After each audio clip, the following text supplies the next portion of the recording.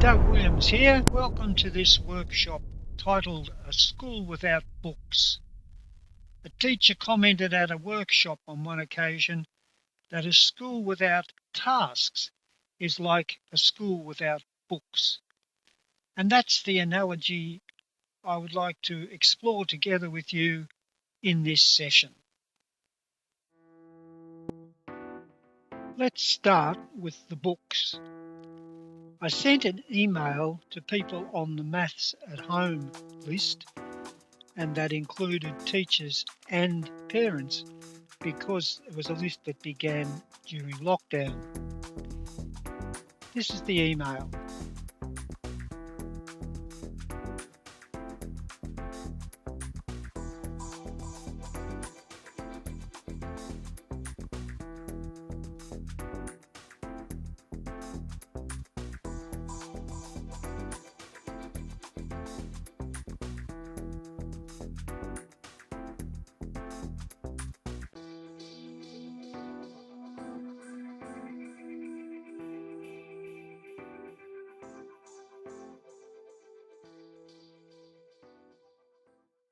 I'll show you some responses in a moment, but first I'd like you to take this as your question.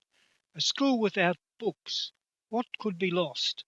And just write a few bullet points of your own in response to that question. I'll play some think music for 30 seconds or so you have a chance.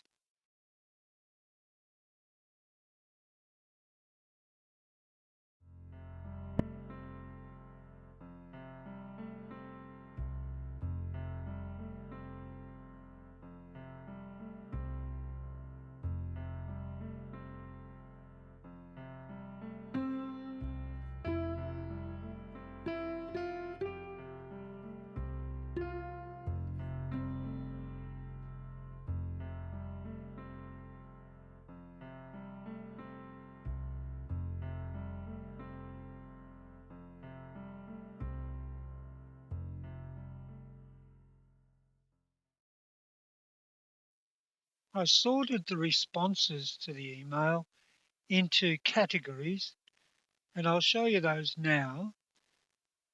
The slides are text dense. I don't want you to be a speed reader. Just take a look at the categories with a view to where yours might fit and scan the ones in each category to get a sense of whether yours fits in or whether you've created a thought others have.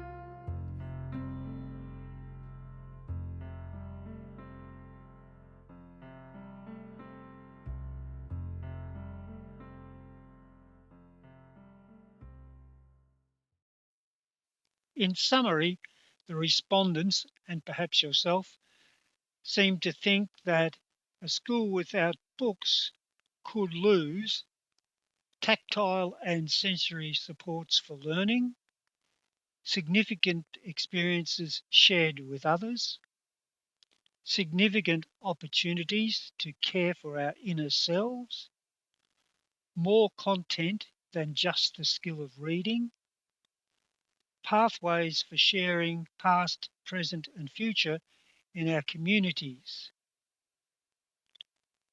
So perhaps the teacher who said a school without tasks is like a school without books was thinking something about these values. Let's have a look at the tasks now and see how they might fit into the analogy. First, a little context. School mathematics is learning to work like a mathematician. So let me introduce you to a few mathematicians so you get an idea of what their work is about.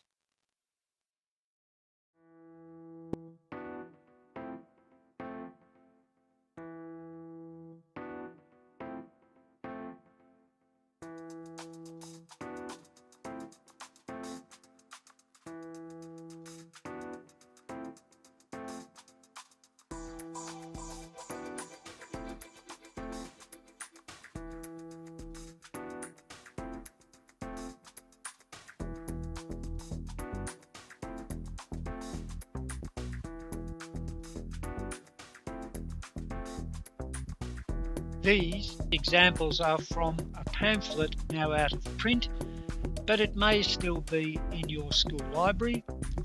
And here's another example from Cambridge Mathematics.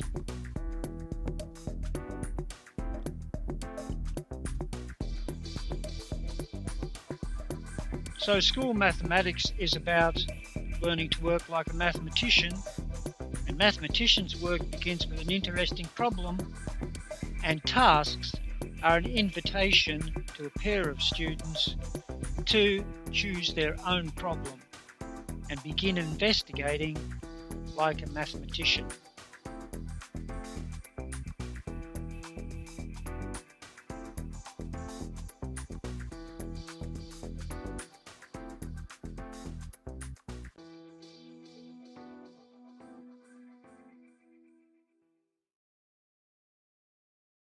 This is my sample set of tasks for using with teachers in workshops and in discussion lessons in classrooms. I had them made up from the e-task package, got the printing done and laminating done at Officeworks, easy peasy. This is Mathematics Centre. There are three main sections to this page, which is the starting point for everything in Mathematics Centre. There is the top banner of quick access to not to be missed links. There is the links down the left-hand side, which are related to professional learning in one way or another. And there is the links down the right-hand side, which are related to resources and various forms of support. There was something that came up during the workshop that was part of our one-page description of what it means to work like a mathematician. So you will find that one-page framework in the Working Mathematically link. You also saw the e-task package mentioned in the video, and you can make your own task library from that using your own resources. And that package is not just the tasks, it's self-directed help to build a professional development program over time around the task. So now let's choose one.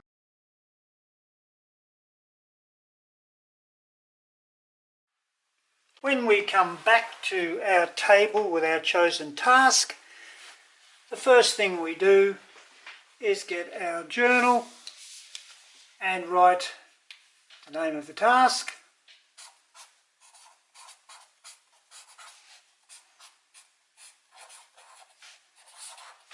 and today's date.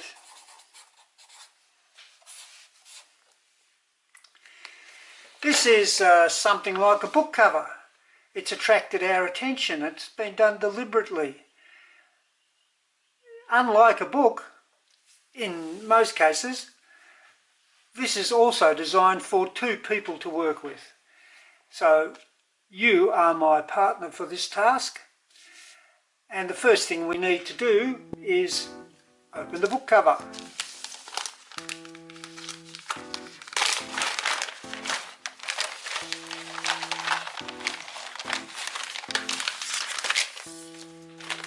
And that's so we can check that what we need is there. So we need 5 tiles numbered 3, 4, 5, 6 and 7. Put them where you can see them down there. And there's the 7. So number 1 is to count. Second thing to do is to read through this together, and you'll probably see it more clearly if I hold it up a little bit like this, and there we go. So what's this about? First thing we're asked to do is to place any 4 tiles in the frame that's on the bottom of the card to make a true equation. Doesn't sound too hard. Then we try to find other solutions. More than one solution, that's interesting. And then there's a challenge. Well, that's a different sort of challenge. Just how many solutions are there altogether? And how will we know that we've found them all? This is more or less the plot of the task now that we've seen overall, and there's a couple of things that have been built into these tasks that are designed to attract attention. First of all, the definition of a task is that it has materials packed with it. That's a pretty sensible sort of teaching craft choice. We know that using concrete materials can make a great deal of difference to learning. The second thing is, in this case at least, we've got something that's easy to state and easy to start.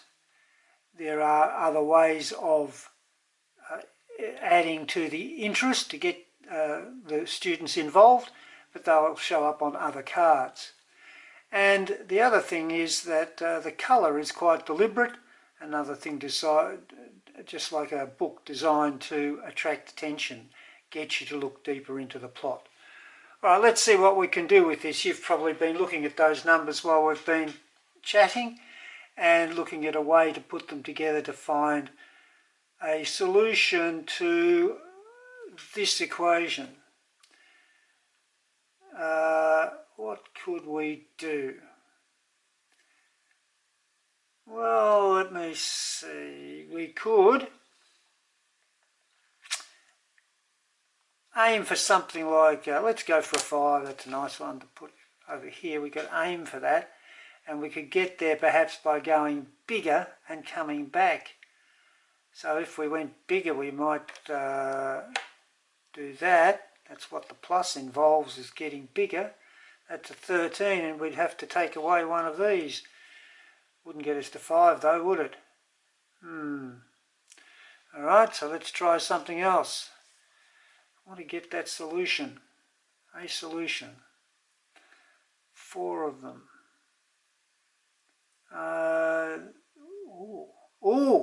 What about if we had the 7 with the 3?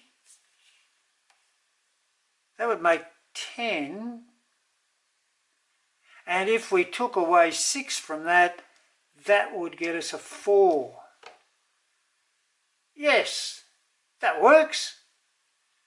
Right, got one. Let's put it in the journal for a start. 7 plus 3, take away 6 equals 4. I haven't been showing you my journal, have I? There it is.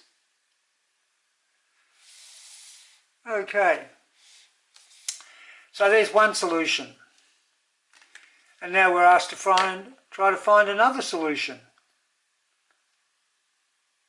And perhaps yes, we could, couldn't we? Isn't that another solution? It is. So let's get that in the journal as well. 7 plus 3, take away the 4, equals 6. And now we've not only discovered 2 solutions, but we have discovered that there's something to do with pairs, because the 6 and the 4 were a pair that we were able to swap around, and that's got something to do with the subtraction part of it, perhaps. So we've got ourselves involved in this plot, this investigation, this opening up of questions, and this whole task is the tip of an iceberg. There'll be more questions to ask down here. But this is a pretty good challenge to start with.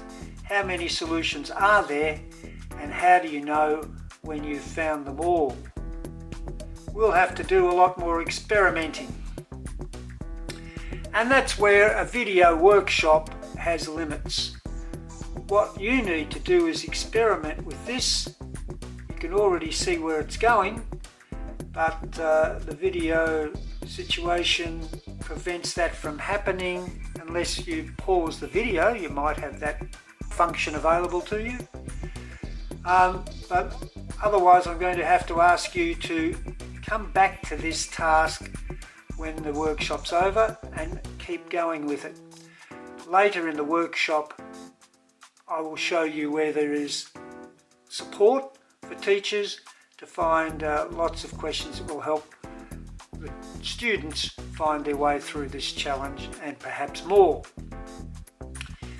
I've chosen this one partly because of this easy to state, easy to start, and partly because it's very easy for you to follow this one up afterwards, because you just need to tear up a piece of paper and into pieces, make boxes the same size that'll fit the pieces and put the equation down, and then you can have a go. So let's leave that one for now, knowing that I'll come back to it on the video, showing you support, and hopefully if you're interested in this one you'll come back to it as well after the workshop.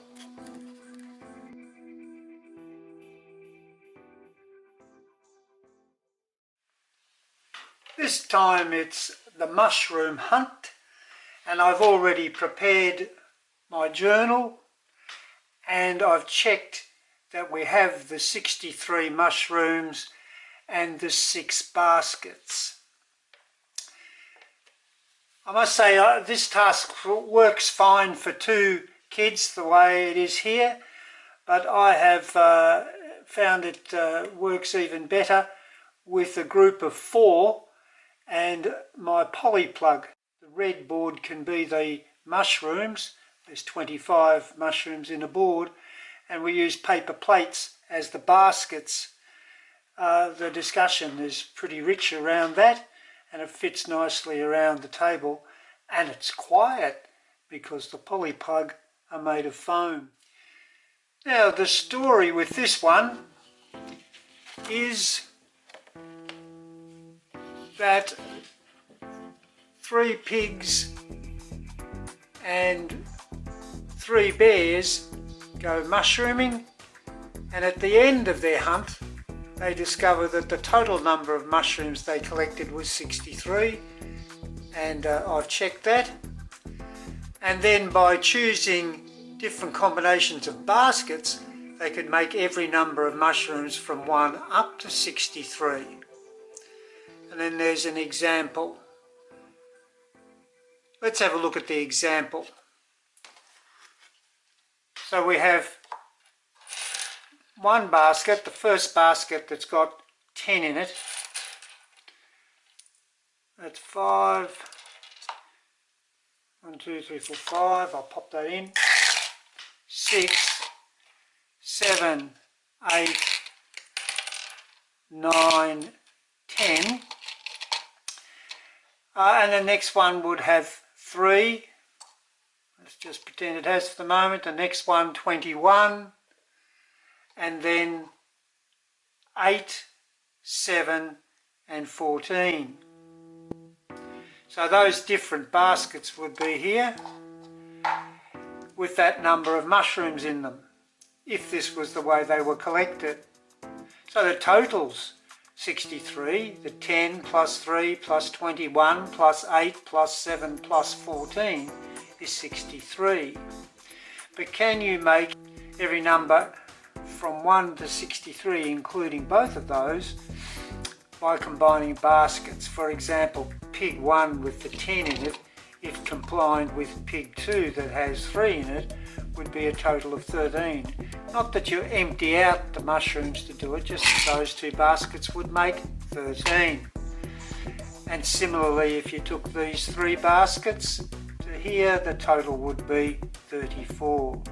And if you picked pig 2 and bear 1 and bear 3, then the total would be 25. So you can make some other totals. Can they make every number up to from 1 up to 63? And if they do, if we can do that, then we know which baskets were collected, which numbers were in each basket. That's the problem. So where do we start? Well, we might imagine for a start that there was one very good collector and all 63 mushrooms went into one basket. Couldn't actually make up much else if everybody else got 0.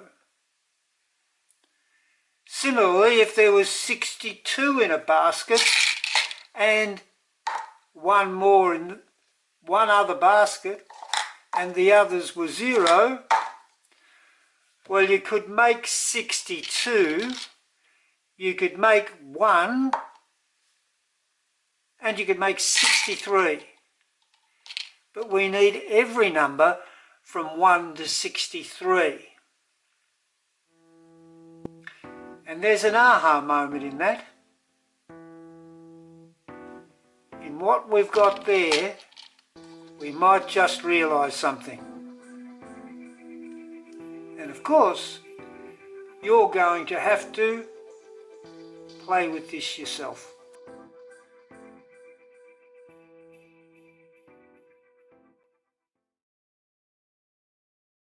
Now it's time to look at the web support for what we've been doing so that you can follow up later.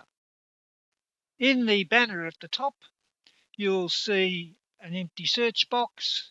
That is where you can search for responses from within Mathematics Centre using the strength of the Google search engine. For example, if you type assessment, Google will search Mathematics Centre for matches to assessment and will open another tab beside the tab you were in and list the responses to your search query. You can find the Task Cameos link. Task Cameos are our teaching notes for each task, and in this link you'll find them listed by task number and name, something like the filing drawer in a book library. But I suggest you look at them first through the Task Library link, and there you'll find an image of each task as a book cover, like you've seen it in the workshop. And by clicking that book cover, it will reveal the Cameo or teaching notes. When you go to the Task Library page first, you'll see this, and I suggest that you just take a moment to read that carefully before you go any further. It relates very clearly to the workshop we're in at the moment. And when you scroll down a bit further, you'll find all of those book covers, inverted commas, and you could scroll until you found Truth Tiles 2, somewhere in the 241, or Mushroom Hunt, which is also in there. Or you could use, as indicated at the bottom, the search facility of your browser to find very quickly just by typing part of the name. And when you find Truth Tiles 2, I strongly suggest you do go and find it after the workshop. You'll find that there is a link within it to a student video showing how to find all the solutions. It also has a link within it to a Maths at Home version of the task. And Maths at Home was prepared to support independent learning during the lockdown period. This version will help students continue to work independently. When you find the mushroom hunt, which I strongly suggest you do, you'll find some surprise content, things like powers of 2, binary numbers, multiplicative growth and non-linear graphs, which is all pretty serious stuff. Beside it, though, you'll find an example of a Year 3 journal about this particular investigation. And it also links to a Maths at Home version, and in that one there are 3 investigation guides that have been added. Okay, let's see what we can do to round off this workshop.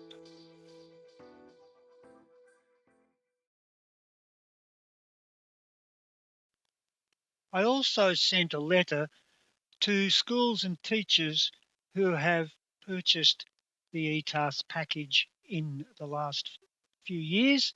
Who else would have most recently thought about what might be of value in such a resource? But their question was slightly different. Their question was, a school with a task library, what could be gained? I'm going to play those 30 seconds of Think Music again and give you a chance to just make a few notes about that before we look at their responses.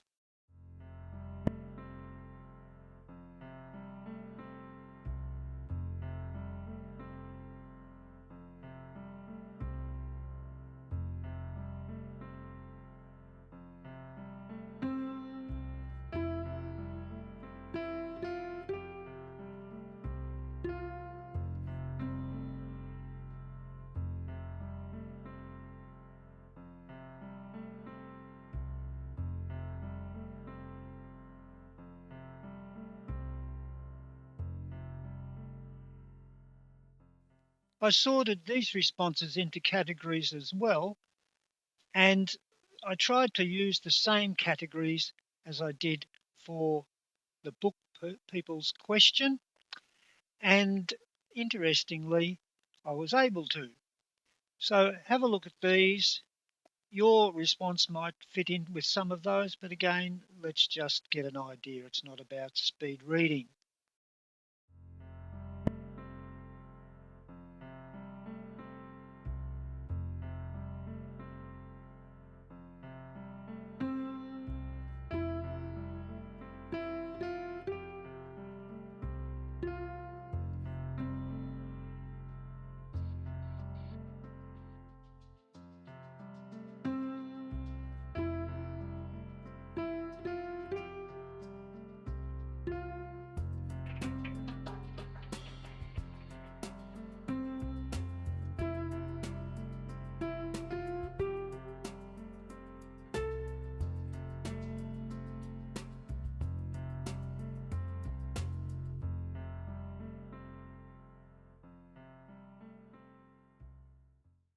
I am interested in what you think about a task library and what could be gained.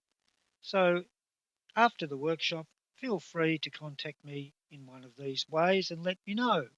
Earlier in the session, I invited you to keep a note of features that might encourage learning, make a list of those. But here's some of the things that you might have listed, and I'm sure you would have listed others as well. So with this background, I wonder if you would now be reconsidering the comment from the teacher who said, a school without tasks is like a school without books. How do you feel about that? What are the elements between the two that are likely to lead to a richer education for our students? I'll leave you now with 3 questions that might guide your review of the workshop and I hope it's been useful for you.